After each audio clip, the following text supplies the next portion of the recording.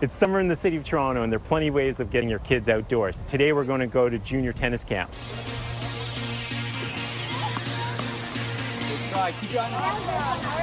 Sean, your bio reads like a TV guide. Why would you start a junior tennis camp? Well, I'm from Sudbury originally, and it was a way to make money.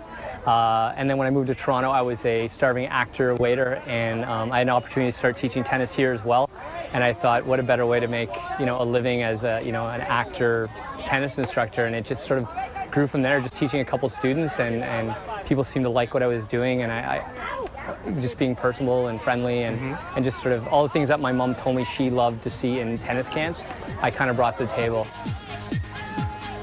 And why junior versus like you could do any age? Well, I mean, everybody out there wants to have a competitive program. They want to have top elite like kind of Bollettieri, Andre Agassi programs. But the truth is 99% of the people out there are just going to play for the love of tennis. They're going to play high school, maybe a little university, and not really make a living at it. It's almost like the running room or the walking room. Everybody can do that kind of thing. So I thought, why not try to make the funnest program for everybody that can be a part of it, as opposed to a competitive elite program, which doesn't really speak to everybody. In our programs, our after-school programs, it's a 1-hour focused tennis program. But this summer, we're doing a little bit of soccer. We're doing ultimate frisbee. We're doing water balloon capture the flag. You can't do 3 hours straight of tennis with a kid. But if you're out on the field, you're teaching a kid how to throw a frisbee.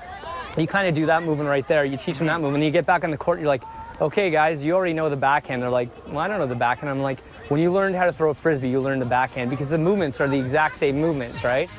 How's it doing, guys? So we're going to learn about the serve. Tell me about that.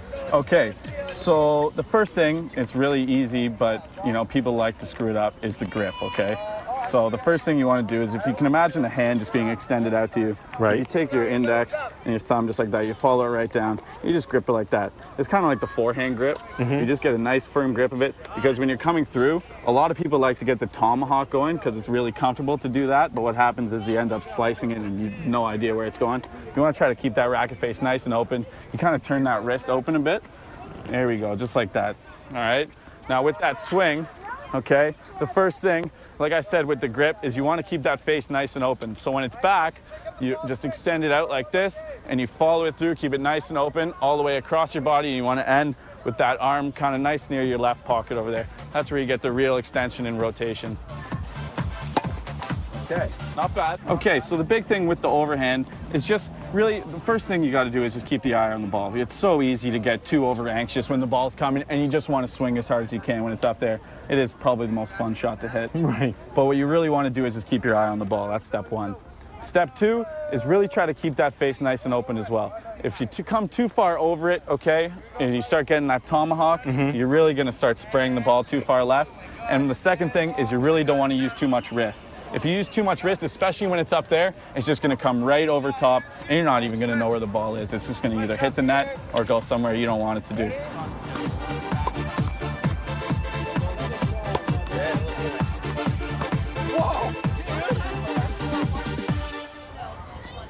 Tennis is a pretty inexpensive sport. All you need is a good racket and some balls.